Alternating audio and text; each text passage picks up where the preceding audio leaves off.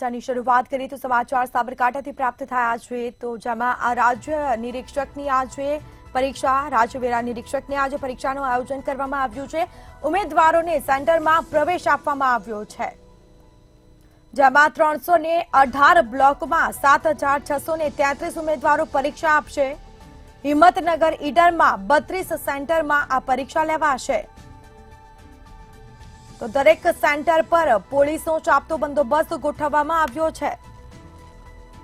તો પરીક્ષા ખંડમાં સીસીટીવીની નજર હેઠળ પરીક્ષા લેવાશે। સીસીટીવીથી બાજ નજર રખાશે। તો આજે રાજ્યવેરા નિરીક્ષકની આ પરીક્ષા છે જેમાં ઉમેદવારોને સેન્ટરમાં પ્રવેશ અપાયો છે। બીજી તરફ 318 બ્લોકમાં 7633 ઉમેદવારો પરીક્ષા આપવાના છે। તો ઉમેદવારો છે તેઓને પ્રવેશ આપવામાં આવ્યો છે। તો હિંમતનગર ઈડરમાં 32 સેન્ટરમાં પરીક્ષા છે તે લેવામાં આવશે। દરેક સેન્ટર પર પોલીસનો ચાપતો બંદોબસ્ત પણ ગોઠવવામાં આવ્યો છે। તો ઉમેદવારોને સેન્ટરમાં પ્રવેશ આપવામાં આવ્યો છે। ચાપતો પોલીસ બંદોબસ્ત ગોઠવવામાં આવ્યો છે। 318 બ્લોકમાં 7633 ઉમેદવારો પરીક્ષા આપશે।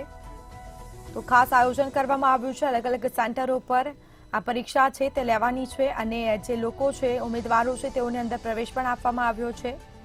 તેઓના જે ડોક્યુમેન્ટ છે તેઓની ચકાસણી કરવામાં આવી રહી છે અને તેઓને અંદર પ્રવેશ આપવામાં આવી રહ્યો છે।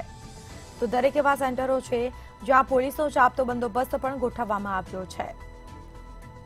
ઉમેદવારોને સેન્ટરમાં પ્રવેશ અપાયો છે જેમાં આજે રાજ્યવેરા નિરીક્ષકની પરીક્ષા છે અને દરેક સેન્ટર પર ચાપતો પોલીસ બંદોબસ્ત ગોઠવવામાં આવ્યો છે।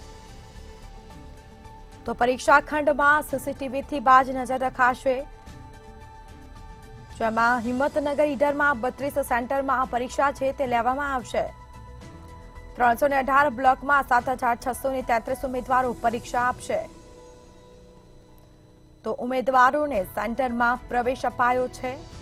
સાબરકાંઠા ખાતે અલગ અલગ જે સેન્ટરો બનાવવામાં આવ્યા છે ત્યાં પરીક્ષાનું ખાસ આયોજન કરવામાં આવેલ છે અને આજે રાજ્યવેરા નિરીક્ષકની આ પરીક્ષા છે તે યોજાવાની છે અને ઉમેદવારોને અંદર પ્રવેશ પણ આપવામાં આવી રહ્યો છે।